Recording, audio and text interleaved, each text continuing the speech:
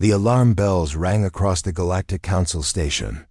Red lights flashed in the main hall where representatives from 50 different alien species sat in their floating chairs. The emergency signal came from the far edge of known space, from a small planet called Kepler-442b. Ambassador Trix of the bird-like avian race stood up first. His feathers were shaking as he read the message on his screen. The translation systems worked quickly to change the alien words into something everyone could understand.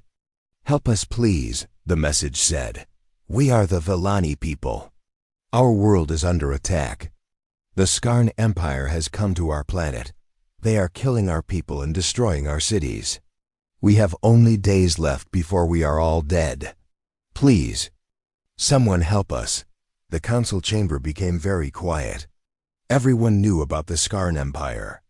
They were scary bug-like aliens who traveled from world to world, taking everything valuable and killing anyone who got in their way. No one had ever stopped them before. Ambassador Grix from the Waterworld Aquarios spoke first. "This is very sad news about the Villani, but Kepler-442b is too far away. It would take weeks to get there." "The Skarn are too strong," said Representative Nola from the Rock People. "Every time someone tries to fight them, they lose. The Skarn have better weapons and more ships." The blue-skinned Altair delegate shook his head. "The Villani are peaceful crystal beings. They have no weapons. They make beautiful music with their bodies, but they cannot fight. It is already too late for them." For 2 hours the aliens talked and argued. Most of them agreed that nothing could be done. The Skarn were too powerful, and Kepler-442b was too dangerous to reach. They called it a Deathworld scenario because anyone who tried to help would probably die too far away from the council station. Captain Elena Martinez was drinking coffee on the bridge of her ship. The human vessel Prometheus was doing routine patrol work near the outer rim of space. Elena was a tall woman with short black hair and serious dark eyes. She had been in space for 10 years, exploring new worlds for Earth. "Captain," said her communications officer, Lieutenant Ben Foster, "I'm picking up a strange signal. It's very weak, but it sounds like a distress call." Elena put down her coffee cup. "Put it on speakers, Ben." The bridge became quiet as they listened to the message. The Villani voice was soft and musical, even through the static. The ship's computer translated the words into English. When the message finished, Elena's jaw was tight with anger. The bridge crew looked at each other with worried faces. "How far away is this planet?" Elena asked. "Kepler-442b is 6 days from here at maximum speed," replied Navigator Lisa Park. "But Captain, we're not equipped for combat. The Prometheus is an exploration ship." Elena stared at the star map on the main screen. Red dots showed where Skarn ships had been spotted in recent months. They were moving closer to human space every year. "Ben, send a priority message to Earth Command immediately," Elena ordered. "Tell them about the Villani distress call. Include all the data we have about Skarn movements in this sector." "Yes, Captain," Ben said, his fingers flying over his control panel. Elena walked to the front of the bridge and looked out at the stars. She thought about the peaceful Villani people being killed while the galactic community did nothing. It made her angry.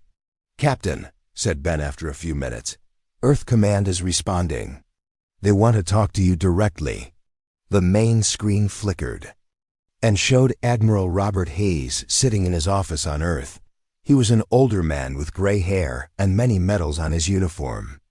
"Elena," the Admiral said, "we received your report about the Villani situation. The Galactic Council has already declared this a hopeless case. They've classified it as too dangerous for intervention. Sir, with respect, the Galactic Council members have never faced anything like the Skarn before," Elena replied. "Most of them have lived in peace for thousands of years. They don't understand war." Admiral Hayes nodded slowly. "What are you suggesting, Captain?"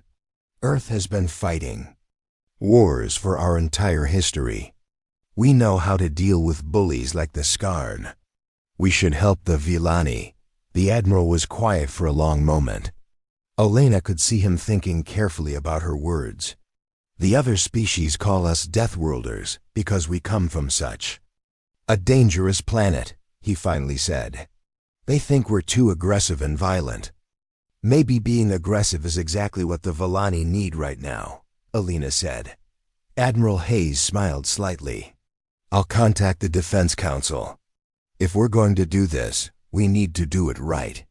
How long do you think the Villani have?" Elena looked at her tactical officer, who was studying the Skarn attack patterns. "Based on their usual methods, maybe a week before the planet is completely conquered." "That's not much time," the Admiral said. "But it might be enough. Stay on patrol, Elena. If we decide to help, you'll be our advance scout." The transmission ended, and Elena turned back to her crew. They were all looking at her with determined faces. "You heard the Admiral," she said. "We might be going to war against the most dangerous empire in the galaxy. Anyone who wants to transfer to a safer assignment can do so now." Nobody moved. Lieutenant Ben Foster spoke for all of them. "Captain, we've been exploring space for years, looking for new friends among the stars. It's time to protect the friends we found." Elena felt proud of her crew. These humans understood something that the other galactic species did not. Sometimes peace had to be fought for. Back on Earth, Admiral Hayes was already making calls to military commanders around the world. The human military had been preparing for something like this ever since they joined the galactic community. They had studied every known alien species and their fighting methods. The Skarn Empire had conquered 47 worlds in the past century. They had never lost a major battle. Their tactics were simple: attack with overwhelming force, destroy all resistance, and take everything valuable. But the Skarn had never fought humans before. They had never faced a species that came from a world where survival meant fighting against everything from weather to wild animals to each other. On Kepler 442b, the beautiful crystal cities of the Villani continued to fall. The musical voices of the dying echoed across the broken landscape. The Skarn worked methodically, destroying everything that made the planet special. The Villani leader, an ancient being named Harmony, sent out one last desperate message into space. "To any who can hear this, please remember us. Remember that we lived in peace and made beauty. Do not let our deaths be meaningless." But unknown to the dying Villani, their message had been heard by a species that never let deaths go unanswered. The humans were coming. Captain Jake Thompson stood on the bridge of the military cruiser Iron Wolf as it cut through space toward Kepler 442b. Behind him, 2 other human warships followed in tight formation. The Valor and the Stormbringer carried the best soldiers Earth had to offer. Jake was a big man with scars on his hands from old battles. He had fought in 3 wars before joining the space fleet. His brown eyes were focused on the star map showing their destination. They had been traveling for 4 days at maximum speed. "Captain, we're receiving updated intelligence from the Prometheus," reported Communications Officer Sarah Mills. "Captain Martinez has been watching the Skarn fleet movements." Jake nodded. "Put her through." Elena Martinez appeared on the main screen. Her face looked tired, but her voice was strong. "Jake, the situation is getting worse. The Skarn have landed over 200 dropships on the planet's surface. They're moving faster than we expected." "How many Villani are left?" Jake asked. "Our sensors show maybe 50,000 survivors hiding in the mountain caves. The Skarn destroyed all the major cities in the first 2 days. They're hunting down the remaining population systematically." Jake felt anger building in his chest. The Skarn were like space pirates, but worse. They enjoyed causing pain and fear. "What about their fleet strength?" asked Major Lisa Rodriguez, Jake's second in command. She was a small woman with quick eyes and fast reflexes. 12 heavy cruisers in orbit and about 60 smaller attack ships, Elena replied. Their main command vessel is called the Death Strike. It's twice the size of anything we have. Jake studied the tactical display. The numbers looked bad for the humans, but Jake had learned something important during his years of fighting. Numbers were not everything. Strategy and determination mattered more. Elena, keep monitoring their communications. We'll be there in 2 days, Jake said. And Elena ... Thank you for not giving up on the Villani. When the transmission ended, Jake turned to address his strike team leaders. 200 of Earth's best Marines filled the briefing room. They came from different countries but shared the same goal: stop the Skarn. Listen up, Jake said, his voice carrying to every corner of the room. The aliens in the Galactic Council think this mission is impossible. They call us Deathworlders because they think we're too violent and dangerous. The Marines listened. Quietly, many of them had been called worse things during their careers. Maybe they're right about us being dangerous, Jake continued. But the Villani people are counting on us to be exactly that. Dangerous to their enemies. Sergeant Tom Wilson raised his hand. He was a veteran from the Mars colonies with cybernetic implants in his left arm. Sir, what's our primary objective? Rescue as many Villani as possible and drive the Skarn off their world, Jake replied. Secondary objective: make sure the Skarn think twice before attacking peaceful species again. The room buzzed with quiet conversations as the Marines discussed. Tactics: these humans had studied the Skarn for years through intelligence reports. They knew the enemy's strengths and weaknesses. Lieutenant Mike Chun stood up. Captain, the Skarn have better individual weapons and stronger armor. How do we overcome that advantage? Jake smiled grimly. The same way humans have always overcome stronger enemies. We work together, we adapt, and we never give up. 2 days later, the human fleet dropped out of hyperspace at the edge of the Kepler 442b system. The sight that greeted them made even experienced soldiers angry. The beautiful blue and green planet was covered with smoke clouds. Bright flashes from orbital bombardment lit up the surface like deadly fireworks. Skarn ships moved around the planet like metal vultures. My God, whispered Navigator Paul Kim as he watched the destruction on his screen. They're not just conquering the planet, they're enjoying it. Jake studied the enemy positions through the ship's powerful telescopes.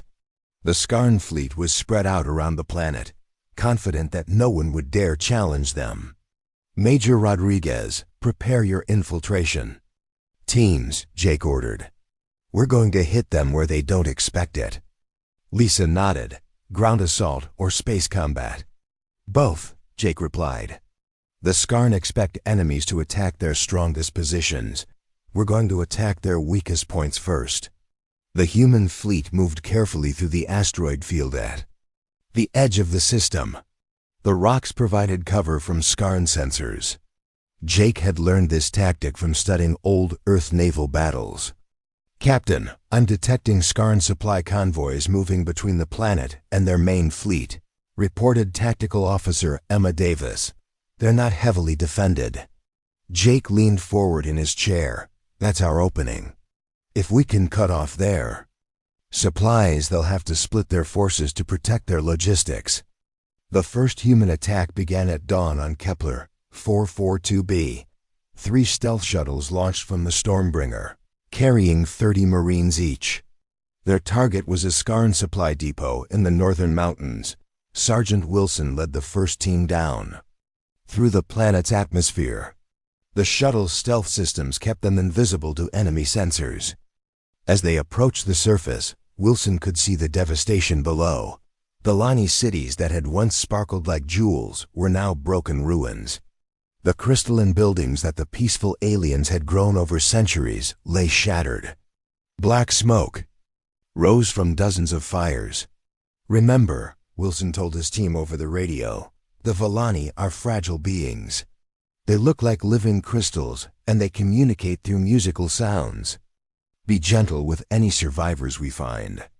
The shuttle landed silently behind a ridge near the Skarn depot. Wilson and his Marines moved quickly through the alien forest.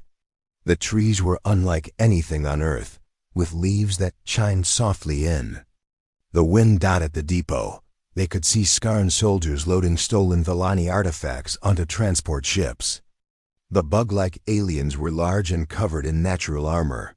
They carried energy weapons that could cut through solid rock. "Ugly bastards," muttered Corporal Rita Santos as she watched through binoculars. "They're treating Villani art like garbage." Wilson studied the enemy positions. 12 Skarn guards patrolled the area, but they were not expecting trouble. Their attention was focused on loading cargo, not watching for enemies. "Standard Earth tactic," Wilson said quietly. "Fast, silent, overwhelming force. On my mark." Mark. The humans attacked like ghosts in the morning mist. They used silenced weapons and moved with practiced coordination. The Skarn never saw them coming. In less than 5 minutes, the depot was under human control. The Marines destroyed the stolen artifacts rather than let the Skarn keep them. Then they set explosive charges throughout the facility. As they prepared to leave, Wilson heard a soft musical sound from behind a pile of wreckage. Moving carefully, he found 3 Villani survivors hiding in the ruins. The aliens looked like people made of living crystal. Their bodies reflected light in beautiful patterns, and their eyes glowed with inner fire. But these survivors were injured and afraid. "We're here to help," Wilson said gently. He had learned some basic Villani words during the trip to their world.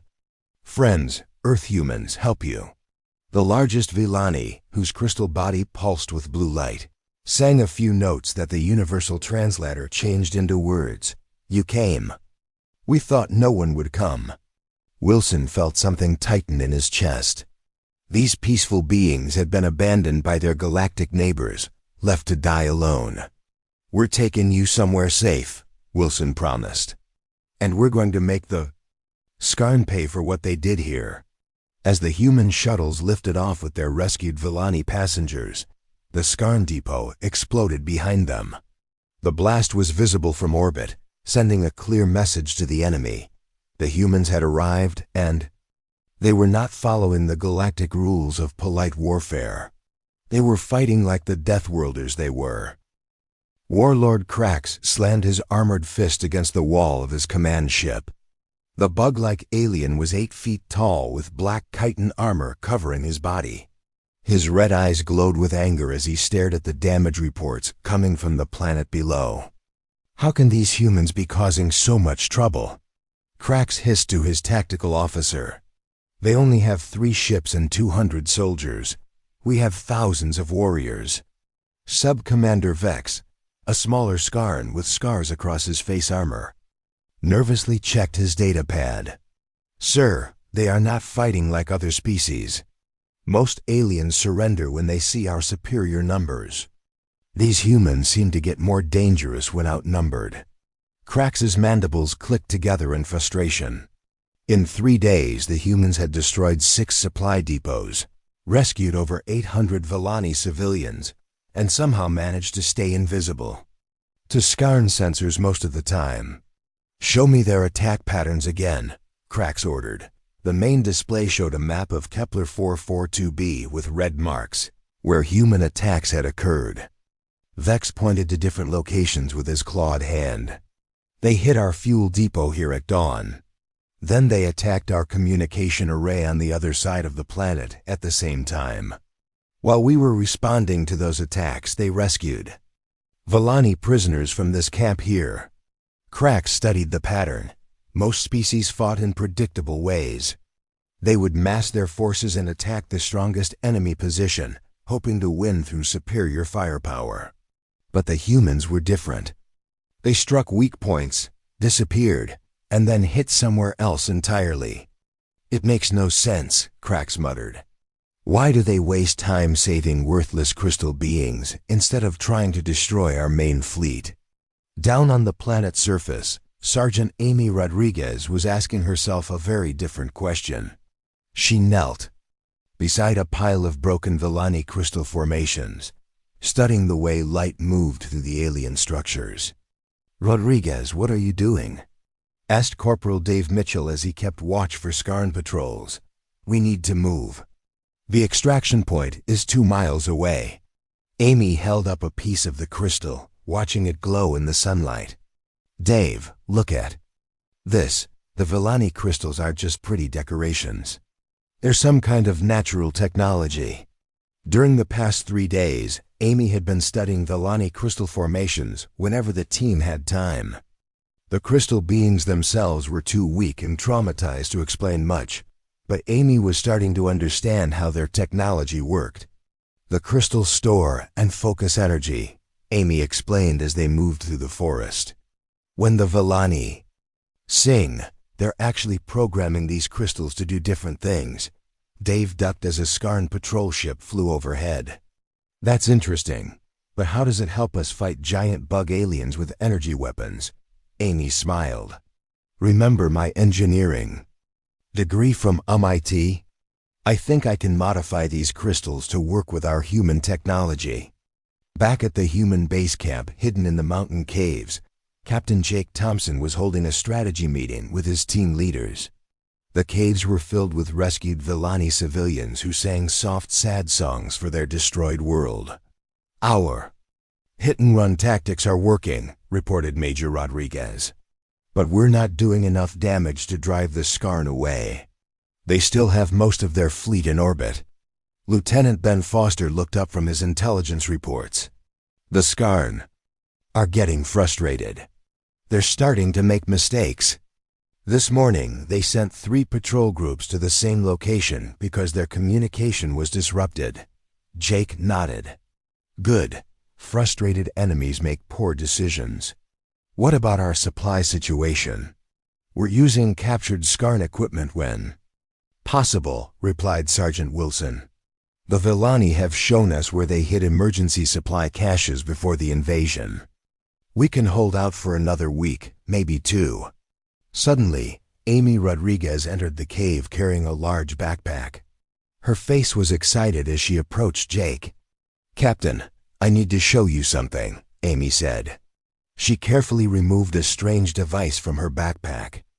It looked like a human plasma rifle, but with Villani crystals attached to the barrel and power source. "What am I looking at, Sergeant?" Jake asked. Amy grinned. "Sir, this is a crystal-enhanced plasma weapon. I've been working with a Villani engineer named Melody. We figured out how to combine their crystal technology with our weapons." She pointed the modified rifle at a large rock across the cave. When she fired, a bright blue beam shot out and completely destroyed the target. The blast was 3 times more powerful than a normal human plasma rifle. "Holy cow," whispered Dave Mitchell. "How did you do that?" Melody, a tall Villani with silver crystal skin, stepped forward. Her voice was like wind chimes when she spoke. "Human Amy has quick learning mind. She understands crystal harmony better than many of my own people." Amy nodded to Melody respectfully. "The Villani crystals can amplify and focus energy in ways we never imagined. But they need precise harmonic frequencies to work properly. That's where human engineering comes in." Jake picked up the modified weapon and tested its weight. "How many of these can you make?" "With the crystals the Villani have hidden around the planet, maybe 50 weapons," Amy replied. "But sir, there's something else, something bigger." She led Jake deeper into the cave system where Melody had shown her something incredible. In a large underground chamber, massive crystal formations grew from the floor and ceiling. These crystals were different from the smaller ones. They pulsed with their own inner light. "The Villani call this a harmony chamber," Amy explained. "It's like a natural amplifier for their crystal technology. If we can figure out how to use it." Melody sang a series of complex notes. The crystals responded by glowing brighter and humming with power. The sound was beautiful, but also made Jake's teeth ache. With Harmony Chamber, can reach Skarn ships in sky, Melody said. But need human technology to make weapon focus. Jake stared at the massive crystal formations. You're talking about turning this cave into a giant weapon? Yes, sir, Amy said. A weapon powerful enough to damage Skarn capital ships in orbit. While Amy and Melody worked on their crystal weapon project, other human teams were learning to use the planet's environment against the Skarn. The aliens had conquered many worlds, but they had never fought on a planet quite like Kepler 442b. Lieutenant Mike Chun discovered that the planet's unusual magnetic field interfered with Skarn sensors in unpredictable ways. By moving during magnetic storms, human teams could become almost invisible to enemy detection systems. Corporal Rita Santos learned that the native plants were mildly toxic to Skarn biology. She began coating human weapons with plant extracts. That made even minor wounds become infected for the bug-like aliens. Most importantly, the humans were learning to work with the Villani survivors. The crystal beings knew every cave, every hidden path, and every secret place on their world. They became the perfect scouts and guides for human operations, but the Skarn were also adapting. Warlord Krax ordered his forces to start using different tactics. Instead of trying to hunt down human soldiers, he decided to force them into open battle. Begin systematic destruction of all remaining Villani settlements, Krax commanded. When the humans see their precious crystal pets being slaughtered, they will have to come out and fight us directly. The order went out across the Skarn fleet. Dozens of attack ships descended toward the planet's surface, heading for the last remaining Villani cities hidden in remote valleys dotting the human base camp. Alarm signals began sounding. Intelligence reports showed Skarn forces massing for a major assault on civilian targets. Sir, they're targeting the civilian population centers, reported Ben Foster. If we don't stop them, thousands of Villani will die in the next few hours. Jake looked around at his soldiers. He could see the determination in their faces. These humans had not traveled across the galaxy to watch innocent people be murdered. How long until Amy's crystal weapon is ready? Jake asked. Amy checked her equipment. 6 hours minimum, sir, maybe 8. Jake made his decision. We can't wait. Major Rodriguez, prepare all teams for simultaneous assault on Skarn ground forces. We're going to hit them at every location at once. Sir, that means dividing our forces against a superior enemy, Major Rodriguez warned. It's exactly what they want us to do, Jake smiled grimly. Maybe. But there's something the Skarn don't understand about humans. We fight differently when we're protecting innocent people. We become more than just soldiers. As human teams prepared to launch desperate attacks across the planet, Melody and the other Villani survivors began singing together. Their combined voices created harmonies that made the crystal formations glow brighter. The final battle for Kepler 442b was about to begin.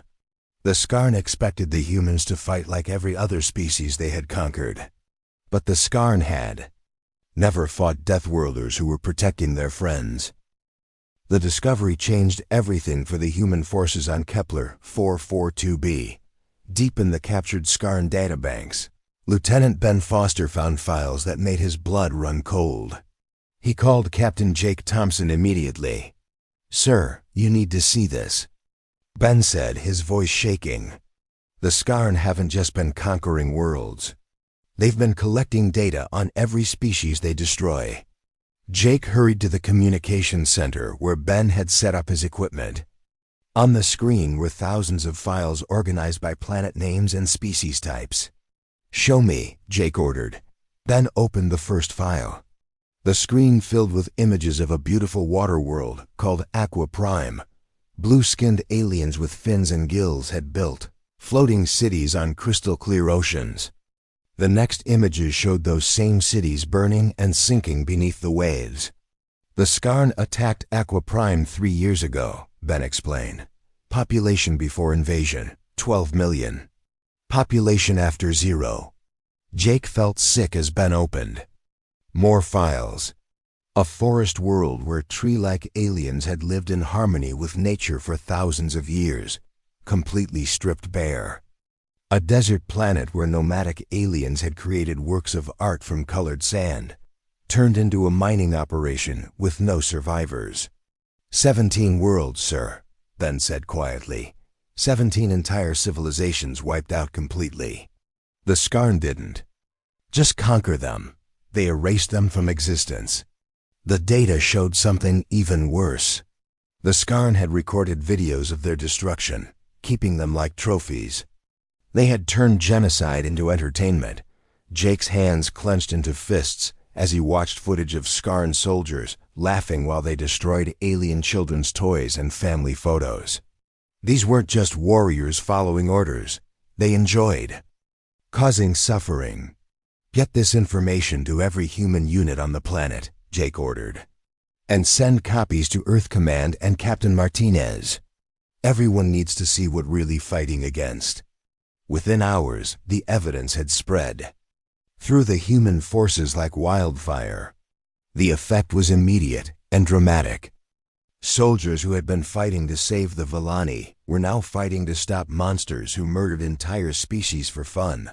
Sergeant Tom Wilson stared at the images on his datapad while his unit prepared for their next mission. The cybernetic implants in his arm sparked slightly as his anger rose. 17 worlds, he muttered to his team. 17.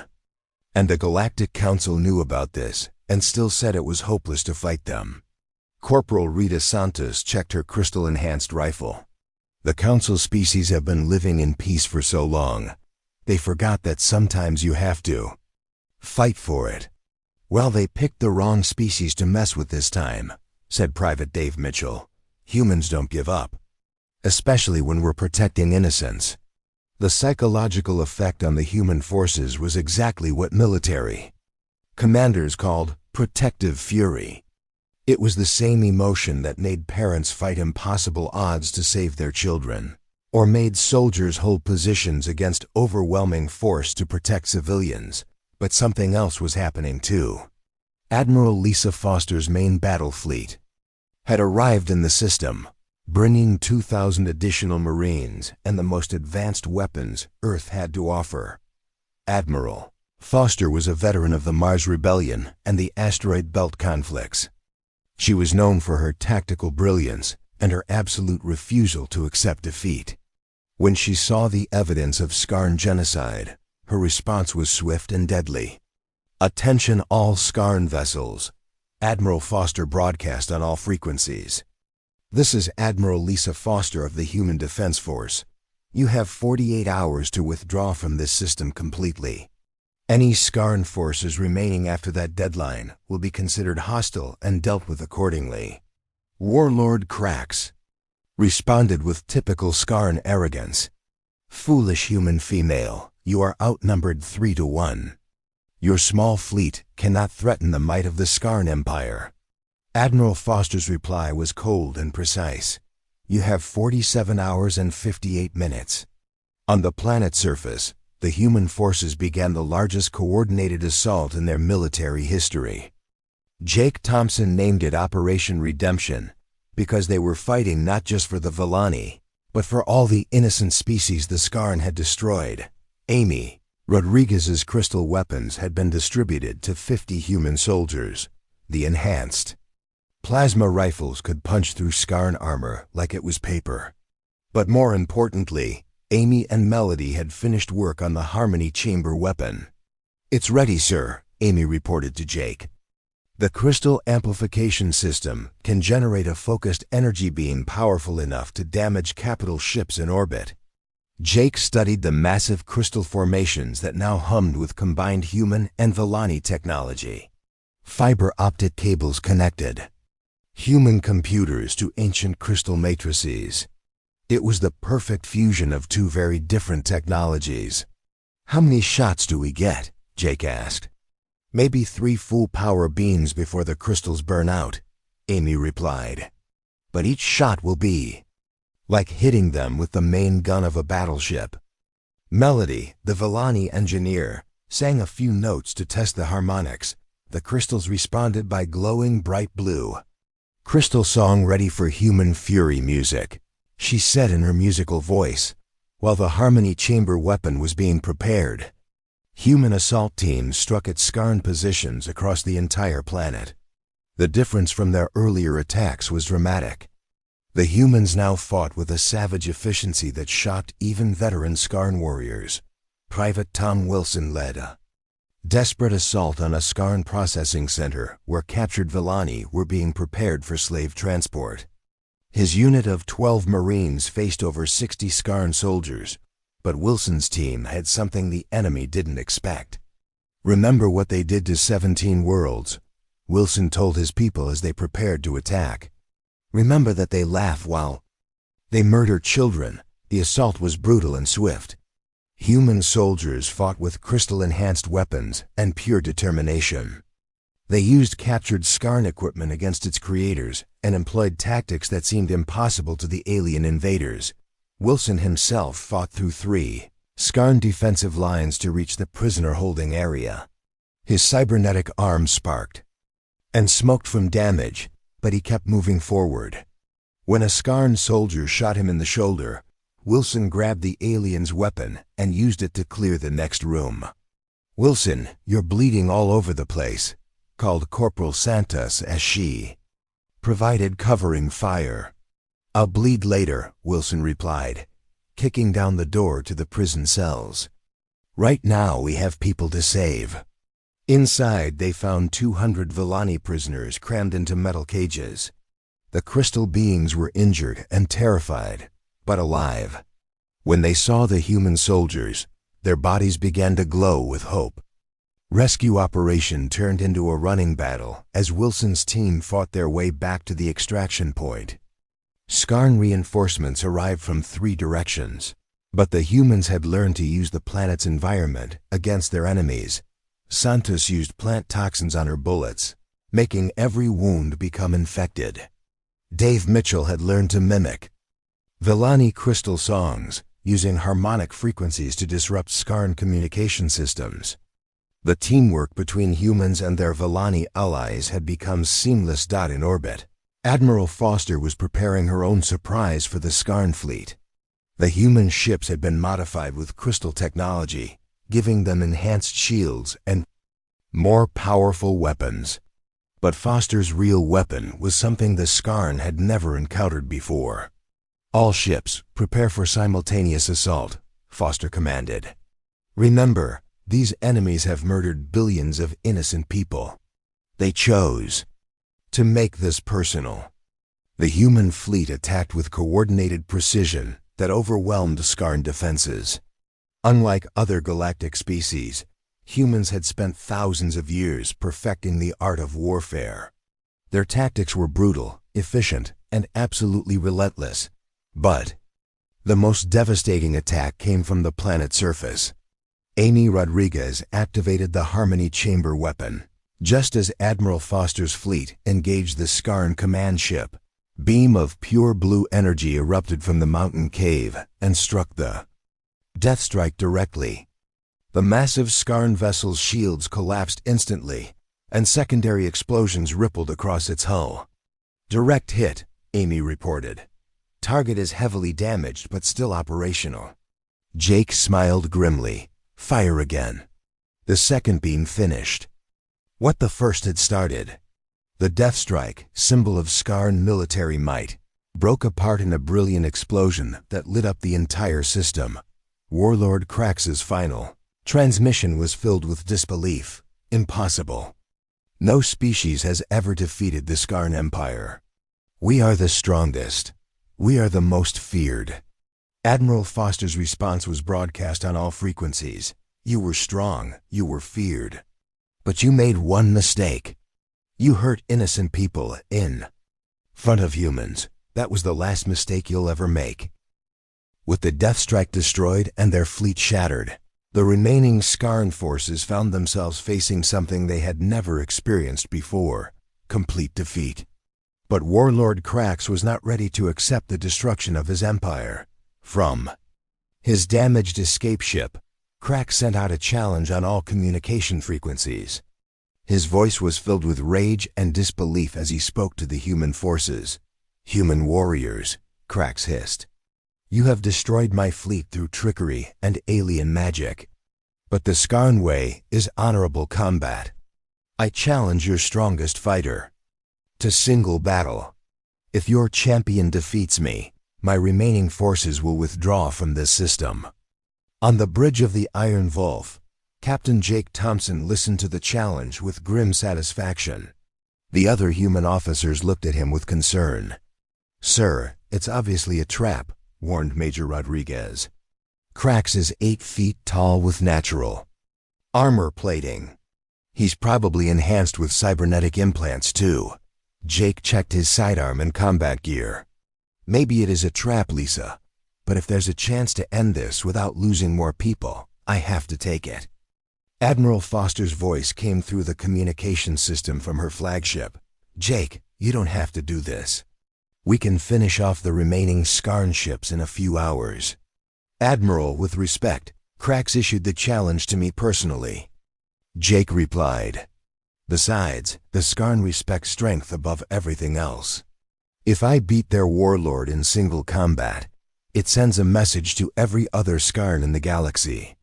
The meeting was arranged on the surface of Kepler 442b, in a valley that had once been a beautiful Villani city. Now it was a wasteland of broken crystal formations and burnt ground. Human and Skarn forces took positions on opposite sides of the valley, weapons ready but not firing. Crax descended from his ship wearing full battle armor and carrying a massive energy sword. The weapon crackled with power as he walked toward the center of the valley. His red eyes glowed with hatred as he studied his human opponent. Jake approached from the other side, wearing standard human combat armor and carrying a crystal-enhanced plasma rifle. Compared to the towering Skarn warlord, he looked small and fragile. "So this is the famous human Deathworlder," Crax sneered. "You are smaller than I expected. Your species must be very weak if you are their champion." Jake stopped, 20 feet away from the alien warlord. "My species learned a long time ago that size doesn't matter in a fight. What matters is how hard you're willing to fight for what you believe in." "And what do you believe in, little human?" Crax asked, raising his energy sword. "I believe that innocent people shouldn't be murdered for entertainment," Jake replied. "I believe that bullies need to be stopped. And I believe that anyone who hurts kids deserves whatever happens to them." The fight began without warning. Crax lunged forward with surprising speed for such a large creature, bringing his energy sword down in a devastating arc. Jake rolled to the side, feeling the heat from the weapon as it barely missed him. Jake fired his rifle, but Crax's armor absorbed most of the blast. The Skarn warlord laughed and swung his sword in a horizontal slash that Jake barely ducked under. "Is this the best the mighty human warriors can offer?" Crax taunted. "I have killed hundreds of enemies in single combat. You will be just another trophy." But Jake had not survived 3 wars by being reckless. He used his smaller size and greater speed to stay away from Crax's sword while looking for weaknesses in the alien's armor. The battle raged across the ruined valley floor. Crax's superior strength and reach gave him an advantage, but Jake's human endurance and tactical thinking kept him alive. Every time Crax seemed ready to land a killing blow, Jake would find a way to dodge or counterattack. Minutes passed. Then an hour. Both fighters were showing signs of exhaustion, but neither would give up. Crax's armor was cracked in several places from Jake's crystal-enhanced weapon fire. Jake's left arm hung useless from a glancing blow from the energy sword. "You fight well for prey," Crax admitted as they circled each other. "But you cannot win. I am stronger, better armed, and better armored." Jake wiped blood from his mouth and smiled grimly. "You're right about all of that. But you forgot something important about humans." "What is that?" Crax asked. "We're too stubborn to know when we're beaten." Jake's next attack was different. Instead of trying to stay away from Krax's sword, he charged straight at the alien warlord. Krax, surprised by the suicidal tactic, swung his weapon in a killing blow, but Jake dropped and slid under the sword stroke, firing his rifle directly into the weak joint where Krax's leg armor connected to his body armor. The crystal-enhanced blast tore through the alien's natural chitin and sent him crashing to the ground. Krax tried to get up, but his damaged leg couldn't support his weight. Jake stood over the fallen warlord, his rifle pointed at Krax's head. "It's over," Jake said simply. Krax looked up at the human who had defeated him. For the first time in his life, the mighty Skarn warlord felt something he had never experienced before: respect for an enemy. "You fought with honor," Krax said quietly. "I withdraw my forces from this system as promised. But tell me, human, why did you risk your life for creatures that are not even your own species?" Jake lowered his weapon slightly. "Because someone had to. Because they couldn't protect themselves. Because it was the right thing to do." Krax nodded slowly. "I understand now why my empire could not defeat you. We fight for conquest and glory. You fight for something stronger." The Skarn warlord activated a device on his armor, sending a signal to his remaining ships. Within hours, every Skarn vessel in the system had jumped to hyperspace, heading back to the depths of space. But the humans were not finished. Admiral Foster had studied the captured Skarn databases and located 3 other systems where Skarn forces were currently attacking peaceful worlds.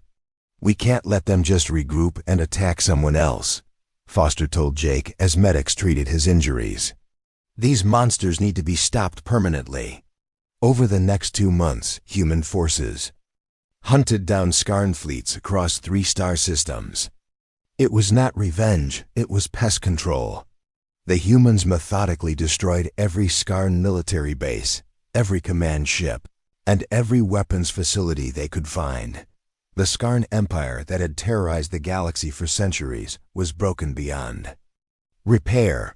Scattered groups of survivors fled to the darkest corners of space, telling stories of human warriors who fought like demons and never gave up. On Kepler 442b, the recovery began immediately. The surviving Villani, led by Melody and other engineers, started rebuilding their crystal cities with human help.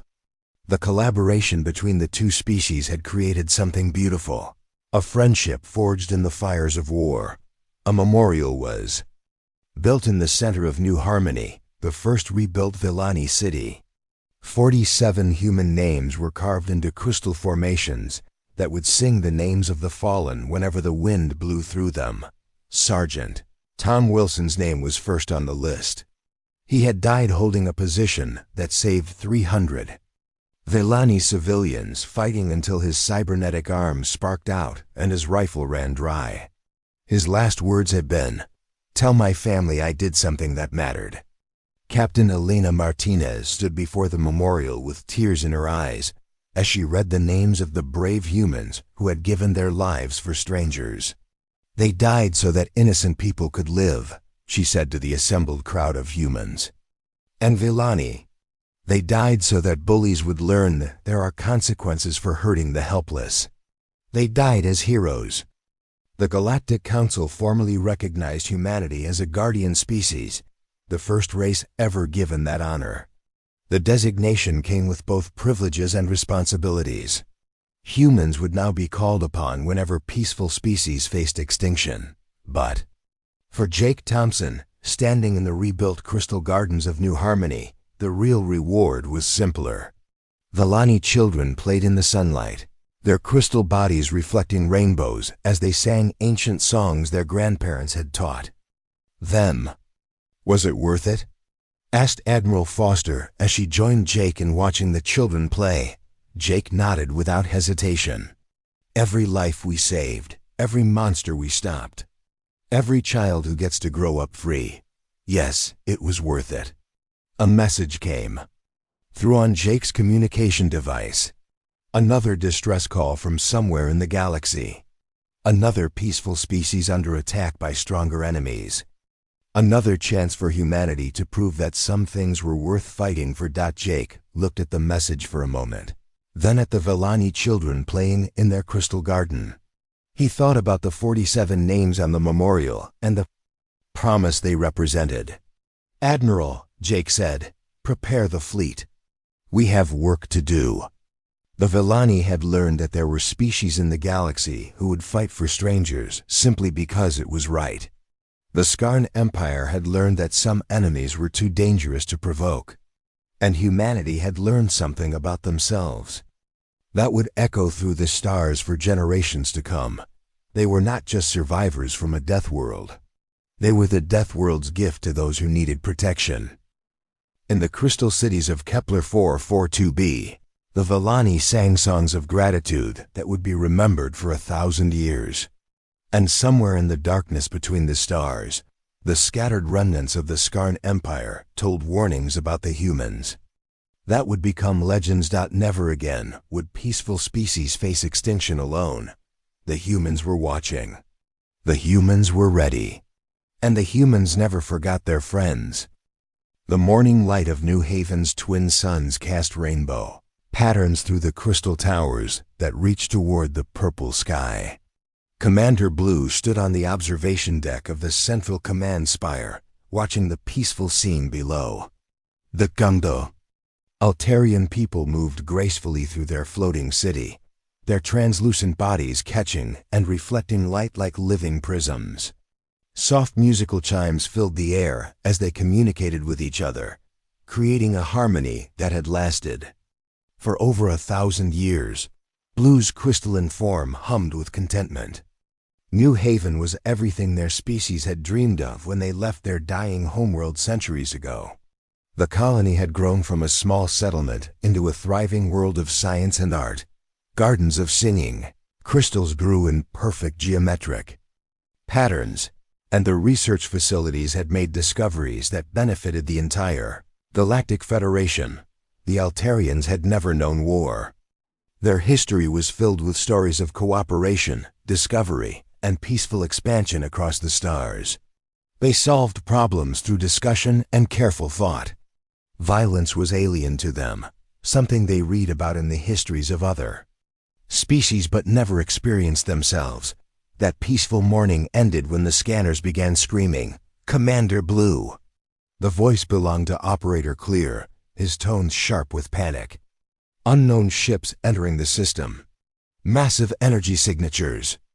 Blue moved quickly to the command center, his long legs carrying him through corridors lined with beautiful crystal formations. The other Altarians in the center were already working frantically at their stations, their usual calm completely shattered. "Report," Blue commanded, his voice ringing like struck glass. Clear's hands danced over the holographic controls. 67 ships, possibly more. They're not using any known Federation designs. Energy output is off the charts, Commander. These aren't exploration vessels. The main display showed the approaching fleet. The ships were dark and organic looking, like massive insects carved from black metal. They moved with a predatory grace that made Blue's crystal form shiver with fear. Even from this distance, the vessels radiated menace. "Have they responded to our greeting signals?" Blue asked, though he already knew the answer.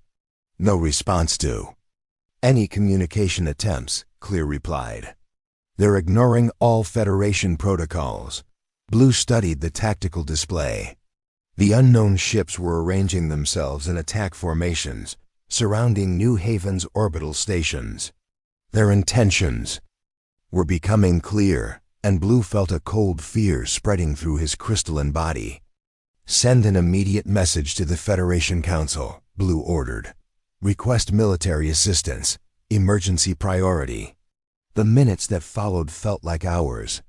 The alien fleet drew closer, and Blue could see more details on the scanners. The ships were definitely organic, covered in what looked like thick armor plating.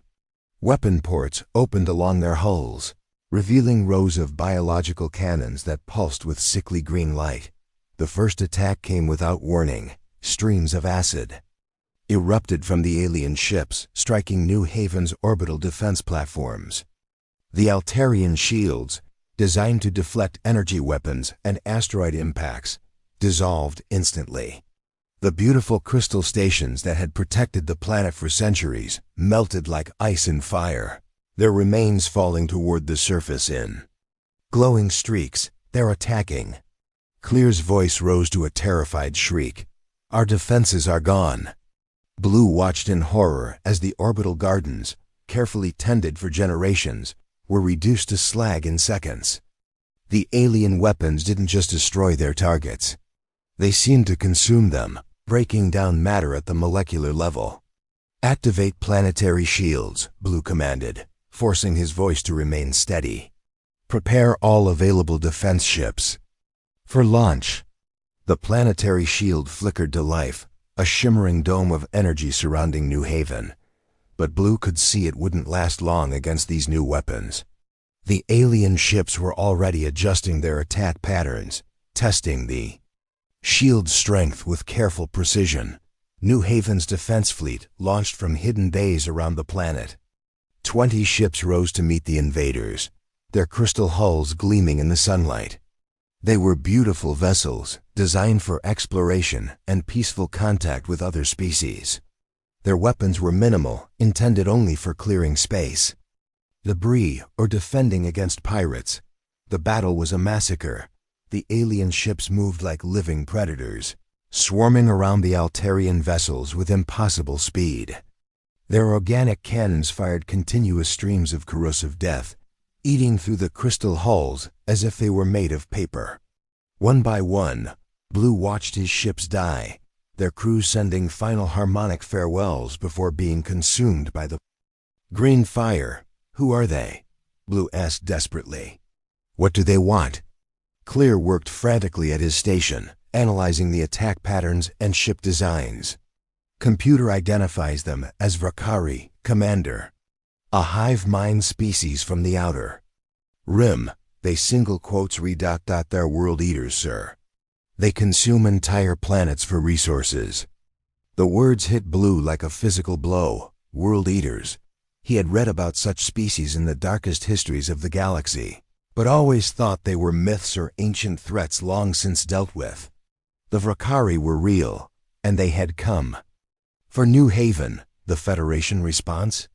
Blue asked, knowing he wouldn't like the answer. Delayed indefinitely, Clear replied, his voice breaking.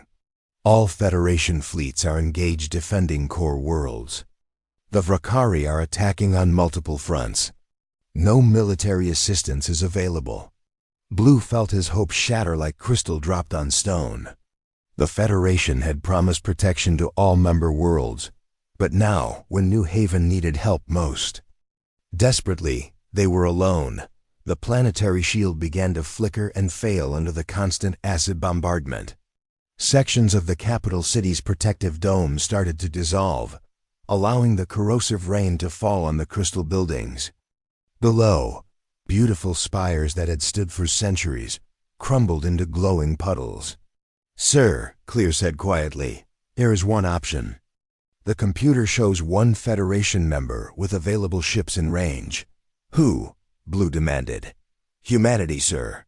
The new members from the world called Earth. Blue had heard whispers about the humans. They were one of the newest species to join the Federation, and the other members talked about them in hushed, worried tones. Humans came from what the galaxy called a death world, a planet so dangerous that survival required constant adaptation and aggression. The peaceful species of the Federation found humans disturbing, with their unpredictable emotions and violent history, but they were the only option left. Send the message, Blue ordered. Full emergency broadcast. Clear's hands trembled as he worked the controls. Message ready, Commander. Should I include our situation analysis? Tell them everything, Blue said, watching another section of the city disappear under acid fire. Tell them we're dying, and they're our only hope.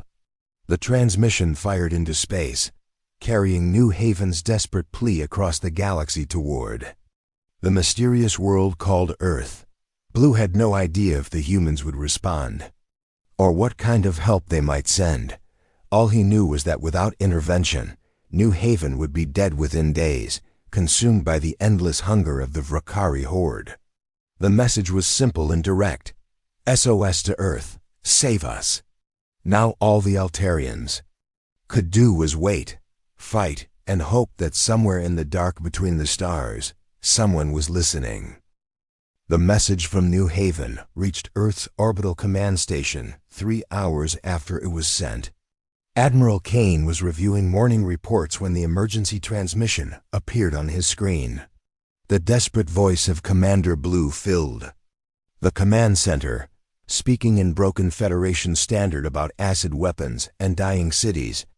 Kane listened to the entire message, twice before calling an emergency meeting. Within 30 minutes, Earth's top military leaders gathered in the secure briefing room deep within the Luna Base command complex. The room was stark and functional, with metal walls covered in tactical displays showing human fleet positions across known space. "Gentlemen, we have a situation," Kane began, activating the main holographic display. The image of New Haven appeared, showing the beautiful crystal cities now under attack. The Altarian colony is under assault by a species called the Vrakari. They're requesting immediate military assistance. General Stone, head of the Marine Corps, leaned forward in his chair. "What's the Federation's response? Surely they have ships closer than us." "That's the problem," Kane replied grimly.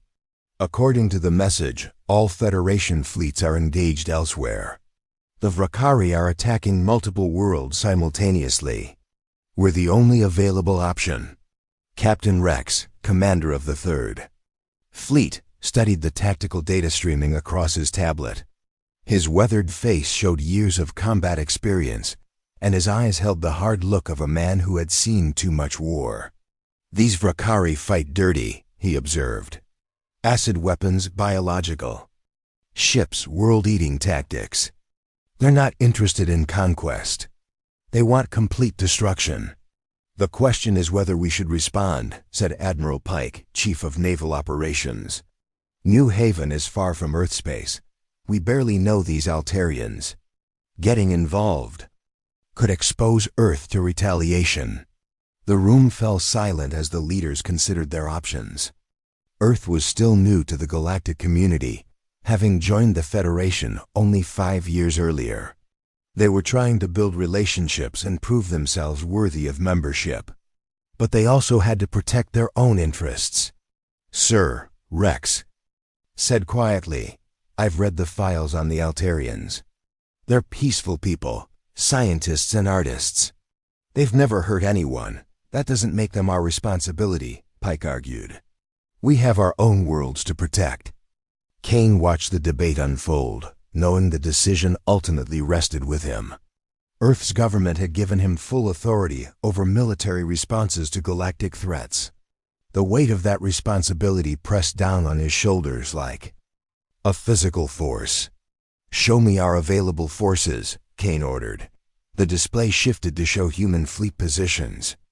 Most ships were scattered across Earth's growing territory, protecting colonies and trade routes. Only one major force was available for immediate deployment. "The 3rd Fleet is currently on patrol near the Centauri system," Rex reported. 12 ships including the flagship Defiant. "We could reach New Haven in 6 days if we push the engines hard." Kane looked at the tactical analysis of the Vrakari forces. 67 enemy ships against 12 human vessels. The odds were terrible. But humans had faced worse before. Earth's history was filled with stories of small forces defeating larger enemies through superior tactics and determination. "What do we know about Vrakari combat capabilities?" Kane asked. Major Harris, the intelligence officer, consulted his files. "Limited data, sir. They're an insect-like species organized as a hive mind.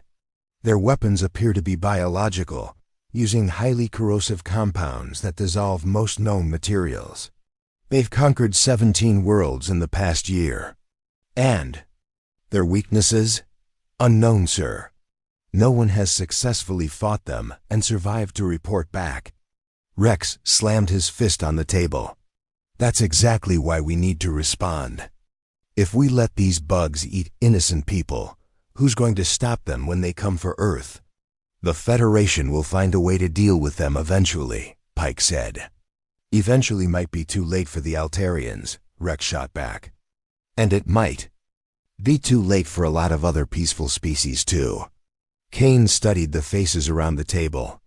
These were good men, veterans who had served Earth faithfully through the difficult years after first contact with galactic civilization.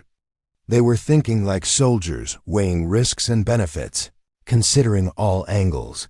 But sometimes being human meant ignoring the safe choice. Captain Rex, Kane said finally, prepare the Third Fleet for immediate departure. You have authorization to engage hostile forces as necessary to protect New Haven. Pike looked shocked. Admiral, this could start a war we're not ready for. The war has already started, Kane replied. The Vrukari are the ones who chose to make it a war. We're just choosing which side we're on. Rex nodded grimly and headed for the door. I'll have my ships ready in 4 hours. What are my rules of engagement? Kane's expression hardened. Protect the innocent. Destroy anything that threatens them. And show the galaxy what happens when someone attacks defenseless people while humans are watching. 2 hours later, Captain Rex stood on the bridge of the Defiant as his fleet prepared for departure. The flagship was a powerful vessel, bristling with weapons designed for ship-to-ship combat. Unlike the elegant curves of Federation vessels, human ships were built like fortresses, with thick armor and redundant systems. Fleet status report, Rex ordered. Commander Wells, his second in command, checked the tactical display. All ships ready for departure, sir. Destroyers Vigilant and Retribution are standing by. Support vessels Hammer, Anvil and Forge are loaded with Marine battalions. The medical ship Hope is equipped for refugee assistance. Rex nodded, satisfied with his force. It wasn't large, but every ship was crewed by experienced veterans. The destroyer captains had fought pirates and raiders across the outer territories. The Marine battalions had seen action on hostile worlds where the environment itself tried to kill them. "Sir," Wells said quietly, "the crew is asking questions about this mission. Fighting for aliens we barely know is different from protecting Earth colonies." Rex considered his words carefully. The crew needed to understand why they were risking their lives for strangers. "Tell them this, Commander. We're not just fighting for the Altarians. We're fighting for the idea that peaceful people deserve protection. We're fighting to prove that humans don't just take, sometimes we give." The engines of the Defiant began to power up, creating a deep thrumming that ran through the ship's hull. Around the fleet, the other vessels prepared for the long journey ahead. Each ship carried enough supplies for extended combat operations, because no one knew how long the battle might last. "Communications, open a channel to the fleet," Rex ordered. "Channel open, sir." Rex looked out at the stars, thinking about the desperate message from New Haven and the peaceful people who were dying while he spoke. "All ships, this is Captain Rex. We're about to undertake a mission unlike any in human history. We're going to save people who can't save themselves. We're going to show the galaxy that Earth doesn't abandon its friends. And we're going to teach some bugs what happens when they mess with innocent people." He paused, letting his words sink in across the fleet. "The Vrukari think they're apex predators. They're about to learn that humans come from a world where even the plants try to kill you. They want to see what real predators look like. Let's show them. All ships, engage hyperdrive. Destination, New Haven." The Third Fleet disappeared into hyperspace, carrying Earth's answer to the desperate plea for help. The human fleet dropped out of hyperspace at the edge of the New Haven system like ghosts materializing from the void. Captain Rex stood on the bridge of the Defiant, watching the tactical display update with new information. What he saw made his jaw clench with anger. New Haven was dying. The beautiful crystal cities that had sparkled in the promotional videos were now broken ruins. Acid rain fell from a poisoned sky, eating away at structures that had stood for centuries. Orbital debris from destroyed defense platforms created a ring of wreckage around the planet. Most shocking of all were the Vrakari ships themselves. "My God," whispered Commander Wells. "They look like giant insects." Rex studied the enemy fleet through the main viewer. The Vrakari vessels were unlike anything in human military files. Each ship appeared to be a living creature, with organic hulls that pulsed with bioluminescent patterns. Wing-like structures extended from their sides, and weapon ports opened and closed like breathing mouths. There were dozens of them, swarming around New Haven like carrion feeders. "Sensor analysis," Rex ordered. Lieutenant Davis worked at his station, feeding data to the main display. "Reading 63 active vessels, sir. Hull composition appears to be organic chitin and metal alloys. Energy signatures suggest biological. Power sources. These things are alive, Captain. Weapons analysis. Unknown projectile systems, sir. Sensors detect high levels of corrosive compounds. Whatever they're firing, it's designed to dissolve standard materials." Rex nodded grimly. The intelligence reports had been accurate. The Vrakari used acid weapons that could eat through normal ship armor like water through paper. But human ships weren't built with normal materials. "Sir," the communications officer called out, "we're receiving a transmission from the planet." "Surface, it's Commander Blue. Put it through." The voice that came through the speakers was weak and filled with despair. "Unknown ships, this is Commander Blue of New Haven. If you are Federation forces, please respond. We are dying down here. Our defenses have failed. The Vrakari will consume our world within hours." Rex moved to the communications station. "Commander Blue, this is Captain Rex of the Earth vessel Defiant. We received your distress call. We're here to help." A long pause followed, filled with static and the sound of distant explosions. "Earth?" Blue's voice carried disbelief. "You are the humans, the Deathworlders?" "We're humans," Rex confirmed, "and we're here to stop these bugs from eating your world." On the planet's surface, Commander Blue huddled in an underground bunker with the last surviving members of his command. Staff. The crystal walls around them shook as Vrakari acid bombs exploded overhead. Blue had been fighting for 6 days straight, watching his beautiful world die piece by piece. "Sir," Operator Clear said urgently, "the human ships are moving into attack." Formation. Blue looked at the tactical display with amazement. The 12 human vessels were arranging themselves in a pattern he had never seen before. Instead of the defensive formations favored by Federation fleets, the humans were spreading out in an aggressive attack formation that would take them straight into the heart of the Vrakari swarm. "They're going to attack?" Blue asked in shock. "There are only 12 of them against 63 Vrakari ships." Above the planet, the Vrakari had also noticed the newcomers. The massive insect ships began turning toward the human fleet, their organic hulls rippling with excitement. The Vrakari Queen, commanding from her enormous flagship, sent psychic orders to her swarm. These new creatures were small and appeared weak. Their ships looked clumsy and primitive, compared to the elegant bio-vessels of the hive. This would be an easy victory. The Vrakari attacked first. Streams of acid erupted from the organic cannons, creating green rivers of death that had destroyed every enemy they had faced. The corrosive weapons could melt through the strongest Federation alloys in seconds, reducing proud warships to puddles of slag. The acid struck the human ships head-on, splashing across their angular hulls in waves of deadly green fire. The Vrakari commanders waited for the familiar sight of enemy vessels. Dissolving into nothingness, nothing happened. The acid ran off the human ships like water off stone. Whatever these vessels were made of, the Vrakari's primary weapons couldn't touch them. "Report," Rex ordered calmly as acid continued to splash harmlessly against the Defiant's armor. "Hull integrity at 100%, Wells reported with satisfaction.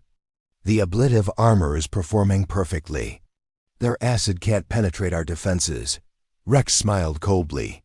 Human scientists had studied every available sample of Rakari weapons before developing countermeasures. The ablative armor coating was designed specifically to resist biological acids. It had been tested against compounds that could dissolve diamond, and it held firm. "All ships, return fire," Rex commanded. The human fleet opened up with everything they had. Railguns fired depleted uranium slugs at tremendous velocity, each round carrying enough kinetic energy to punch through a mountain. Missile pods opened and released swarms of nuclear-tipped warheads that streaked toward the enemy formation. Particle beam cannons sent focused streams of charged particles that could slice through metal like hot knives. The Vakari had evolved their bioships to resist energy weapons and corrosive attacks. They had developed sophisticated defenses against the standard Federation arsenal, but they had never encountered weapons designed to cause pure physical destruction. The first railgun round struck a medium-sized Vakari vessel amidships. Organic hull, tough enough to resist plasma cannons, cracked like an eggshell under the kinetic impact. The uranium slugs punched completely through the ship, creating massive holes that vented atmosphere and biological fluids into space. Nuclear missiles followed close behind, their warheads detonating against the bioship's hulls. The Vakari vessels had no defense against the raw fusion energy that cooked their organic components from the inside out. Entire sections of the enemy ships simply disintegrated, leaving only drifting chunks of charred chitin. Multiple enemy vessels destroyed, Davis reported. "The survivors are breaking formation. Sir, I think we confused them." Rex watched the Vakari fleet scatter in apparent panic. The insect ships were clearly trying to understand what had just happened. Their most powerful weapons had failed completely, while the enemy's primitive-looking armaments had torn through their bioships like paper. "They're not used to enemies who fight back effectively," Rex observed. "Maintain attack formation. Target the largest ships first." The battle continued for 20 minutes of devastating human firepower. Every time the Vakari tried to reform their lines, human weapons would tear them apart again. The bioships were fast and maneuverable, but they couldn't get close enough to use their acid weapons effectively. On New Haven's surface, Commander Blue watched the impossible battle unfold. The humans were winning, actually winning. In minutes, they had destroyed more Vakari ships than the entire Federation fleet had managed in months of fighting. How are they doing this? Clear asked in amazement. Blue studied the human attack patterns. The 12 ships moved with deadly coordination, each vessel supporting the others while maintaining constant pressure on the enemy. But it was more than just tactics. The humans fought with a controlled aggression that the peaceful Federation species could never match. They're predators, Blue realized. Real predators. They don't just fight to survive, they fight to win. The Vakari Queen, watching her ships die in droves, sent out a desperate psychic call. More bioships appeared at the edge of the system, responding to her summons.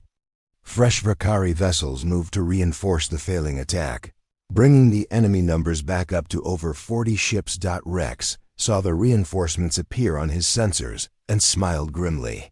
"More targets," he said simply. "All ships, prepare for the second wave." The Vakari Queen's massive flagship emerged from hyperspace like a living nightmare.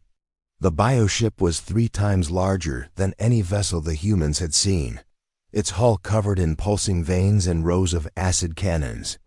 Smaller escort vessels surrounded it, their organic forms writhing with anticipation of battle. Captain Rex studied the new arrivals through the main viewer. The Queen's ship was easily the size of a small moon, its surface covered with weapon ports that glowed with deadly green light. This was clearly the Hive's command vessel, and destroying it would be the key to victory. "Sir," Commander Wells said grimly, "that thing is huge. Our weapons might not be able to penetrate its hull." Rex nodded, considering their options. The human fleet had already suffered some damage in the first engagement. The destroyer Vigilant had taken acid hits that ate through her outer armor, and several other ships reported minor hull breaches. They couldn't survive a prolonged fight against this many enemies, but Captain Rex had spent his entire career studying military history, and he understood something the Vrakari did not. Sometimes the best strategy was the one that looked like madness to the enemy. "All ships, new formation," Rex ordered. "We're going to split up." Wells looked shocked. "Sir, dividing our forces against superior numbers goes against every tactical manual ever written." "That's exactly why it's going to work," Rex replied. "The Vrakari are a hive mind. They think in terms of unified action and coordinated response. They won't expect us to break apart and attack independently." Rex opened a channel to the entire fleet. "Listen up, people. We're going to show these bugs something they've never seen before. Each ship will select independent targets and attack on their own initiative. Don't wait for orders. Don't follow formation patterns. Fight like humans." The human ships immediately began spreading out across the battlefield. To the watching Altarians and the confused Vrakari, it looked like the human formation was collapsing under pressure. The disciplined fleet suddenly became 12 individual vessels, each one moving in a different direction. The Vrakari Queen interpreted this as panic. These strange new enemies had fought well initially, but now they were breaking apart like all the others. She sent psychic orders to her swarm, directing them to pursue and destroy the scattered human ships. It was exactly what Rex had hoped for. The destroyer Retribution, commanded by Captain Cole, dove toward a cluster of medium-sized bioships. Instead of following standard Federation tactics, Cole began weaving between the enemy vessels like a fighter pilot, using his ship's superior maneuverability to avoid their acid streams while landing precise hits with his railguns. The Vrakari tried to surround him, but Cole's unpredictable movement patterns made it impossible. He would suddenly reverse direction or roll his ship to present a different angle of attack. Each time the bioships thought they had him cornered, the Retribution would slip away and strike from an unexpected angle. Captain Drake of the Vigilant took a different approach. His ship had taken damage and couldn't maneuver as well, so he chose to play defense. Drake positioned his vessel near a cluster of asteroid debris and used the rocks as cover, popping out to fire devastating missile volleys before disappearing again. The Vrakari swarm became increasingly frustrated. They were used to enemies who followed predictable patterns, who could be overwhelmed by superior numbers and coordinated attacks. But these humans refused to behave logically. Each ship fought differently, forcing the hive mind to divide its attention 12 different ways. Meanwhile, Rex had his own target in mind. The Defiant accelerated directly toward the Queen's massive flagship, ignoring the smaller ships that tried to intercept him. The bioship's acid cannons opened fire, sending streams of corrosive death toward the approaching human vessel. Rex's crew worked with practiced efficiency. The helmsman rolled the ship to avoid the worst of the acid fire, while the weapons officer lined up shots on the flagship's weapon clusters. The Defiant's heavy railguns fired continuously, sending uranium slugs into the Queen's organic armor. "We're making some damage," Wells reported, "but that thing is too big. We need to get closer to do real harm." Rex made a decision that would have horrified any Federation commander. "Take us into close range, right up against their hull." "Sir, that's suicide," Wells protested. "Their point defense weapons will tear us apart." "Only if they can track us," Rex replied grimly. "Helm, bring us in fast and stay close to their hull. Use their own size against them." The Defiant screamed toward the Queen's flagship at maximum speed. The bioship's weapons tried to trap the small vessel, but Rex had calculated correctly. The massive ship's guns couldn't depress far enough to hit a target. Pressed against its own hull, the human ship skimmed along the organic surface, her weapons firing point-blank into weapon clusters and sensor nodes. The Queen's armor, designed to resist long-range attacks, couldn't withstand direct contact with human firepower. Huge chunks of biomatter exploded away from the flagship's hull. Inside the Queen's ship, alarms screeched as critical systems failed. The massive creature felt pain for the first time in decades as the human weapons tore into her body. She had conquered 17 worlds, destroyed countless fleets, but nothing had ever hurt her like this. Down on New Haven's surface, the human marine transports had begun their landing operations. Sergeant Iron led the first wave, his drop pods punching through the planet's atmosphere like falling meteors. The pods crashed into the ruins of Crystal City, their armored sides opening to release squads of human soldiers. The Altarians who saw them emerge were amazed. The humans looked almost fragile compared to the massive Vakari warriors, but they moved with deadly purpose. Each soldier carried weapons that fired explosive rounds, and their armor was designed to protect against biological attacks. Iron's squad advanced through the crystal ruins, hunting for Vakari ground forces. They found them defending a collapsed spire where Altarian civilians were trapped. The insect warriors were 8 feet tall, with razor-sharp claws and acid-spitting mandibles. They had terrorized the peaceful Altarians for days. "Contact front," Iron called out, raising his assault rifle. 6 bugs, defensive positions. The Vakari charged, confident that their natural weapons would overwhelm these small mammals. They had seen fear in the eyes of every enemy they faced. But when they looked at the human soldiers, they saw something different. They saw controlled anger. Iron's team opened fire with precision that came from years of training. Each shot was carefully aimed, each movement calculated for maximum effect. The explosive rounds shattered Vakuri exoskeletons like glass, while the humans' armor turned aside the aliens' claws and acid. Within minutes, the insect warriors lay dead, their green blood pooling among the crystal fragments.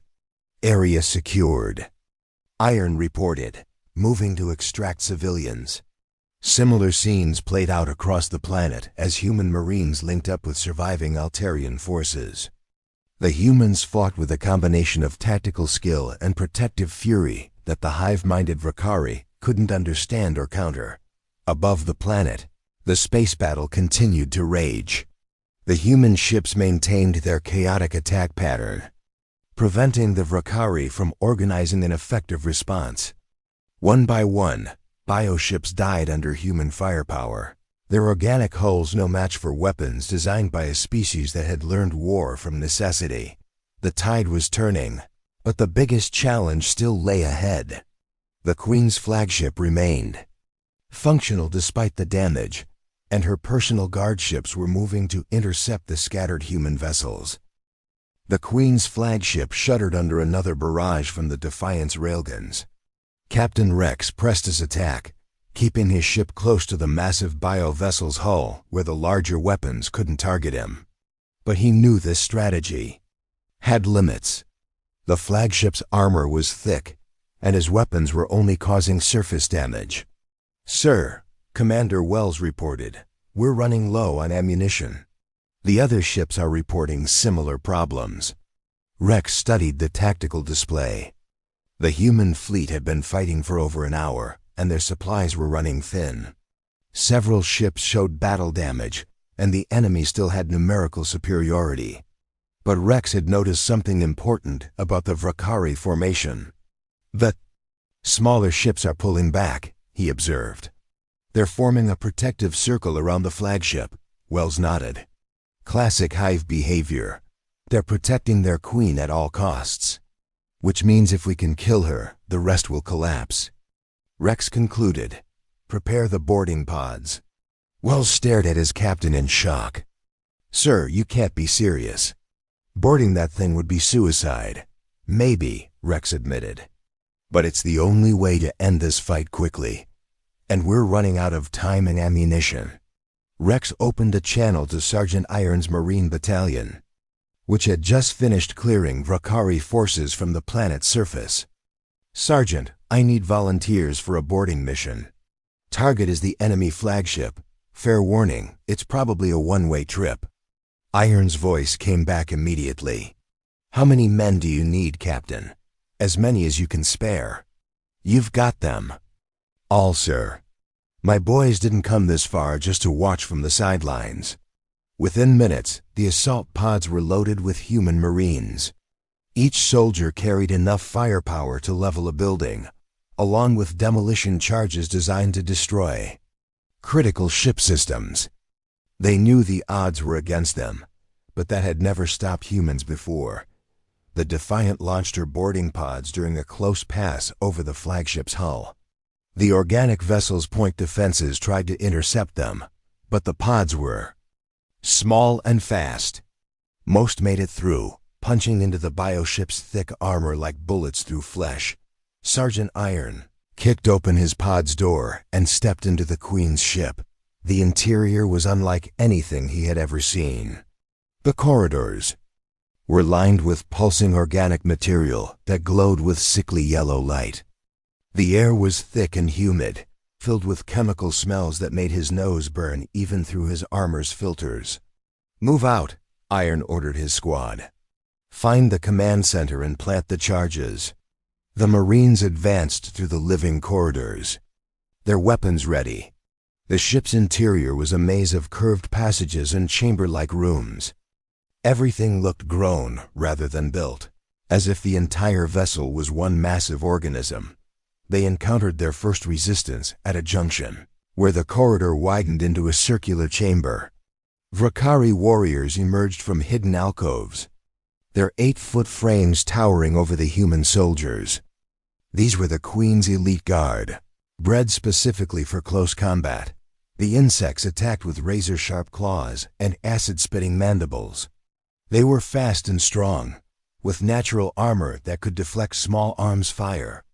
But the human Marines had faced dangerous creatures before on the hostile worlds they called home. Iron dodged a swipe from massive claws and fired his shotgun point blank into the Vrakari's chest. The explosive shell punched through the creature's exoskeleton, dropping it instantly. Around him, his squad worked with deadly efficiency, using their superior tactics and firepower to overcome the aliens' physical advantages. "Contact eliminated," Iron reported, continuing to primary target. The battle raged through the ship's organic corridors as more Marine squads fought their way deeper into the flagship. The Vrakari defenders became increasingly desperate, throwing wave after wave of warriors at the advancing humans.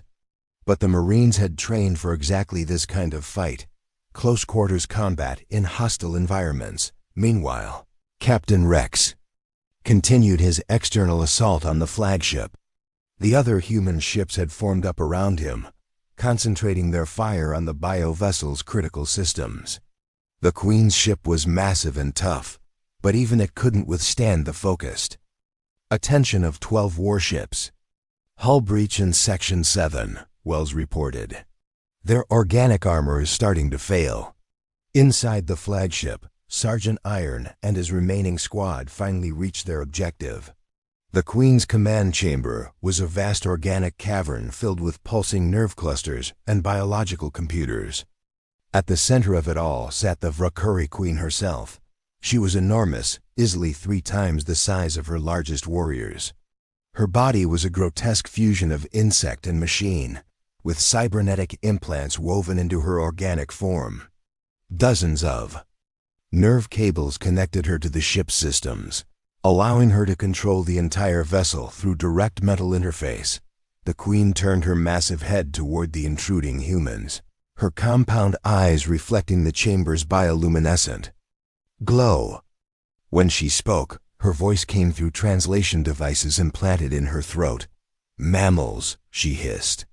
"You have come to die in the heart of my ship. How fitting." Iron stepped forward, his assault rifle trained on the creature's center mass.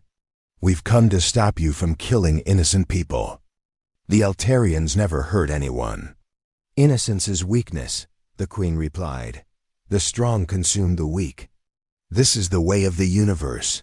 Maybe in your universe," Iron said grimly. "But humans have a different rule. We protect those who can't protect themselves." The Queen laughed, a sound like grinding metal. "Protect? You come from a death world. Your species survives through violence and aggression. You are predators just like us." Iron considered her words. It was true that Earth was a dangerous world, and humans had evolved to be tough and adaptable. They were capable of incredible violence when necessary. But there was something the Queen didn't understand about human nature. "You're right about one thing," Iron admitted. "We are predators. But there's a difference between hunting for survival and killing for pleasure. We know when to stop." He raised his rifle and fired. The explosive round struck the Queen between her compound eyes, punching through her skull and destroying her brain in an instant. The massive creature toppled forward, her nerve cables sparking as they tore free from her body. The effect was immediate and dramatic. Throughout the flagship and the surrounding fleet, Vakari warriors suddenly stopped moving. Without the Queen's guiding intelligence, the hive mind collapsed. Individual insects began wandering aimlessly, no longer able to coordinate their actions or follow complex orders. "All ships, cease fire," Rex ordered over the fleet channel. "The enemy has been neutralized." A New Haven surface. Commander Blue watched through his scanner as the remaining Vakari ships drifted helplessly in space. The acid bombardment had stopped, and the surviving biovessels showed no signs of organized activity. "It's over," Blue said in amazement. "They did it. The humans actually won." The cleanup took several days. Human ships rounded up the disabled Vakari vessels, while marine teams secured the planet's surface. The alien warriors, cut off from their hive mind, were easily captured or destroyed. Medical teams from the human ships worked alongside Altarian healers to treat the wounded and begin repairing the damaged cities. The crystal structures would take years to fully restore, but New Haven would survive. Captain Rex stood in the ruins of Crystal City, watching his Marines help Altarian civilians clear rubble from a collapsed shelter. Commander Blue approached. His translucent form reflecting the light from New Haven's twin suns. "Captain Rex," Blue said formally, "I want to thank you for what your people have done.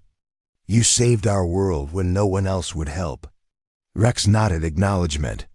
"We couldn't let innocent people die when we had the power to stop it." "But why?" Blue asked. "You barely knew us." "The cost to your fleet was significant." "What did humanity gain from this action?" Rex thought about the question. Earth would gain little from this intervention except the friendship of a peaceful species and a reputation as protectors. But sometimes that was enough. "We gained the knowledge that we did the right thing," Rex replied simply. "Sometimes that's all the reward you need."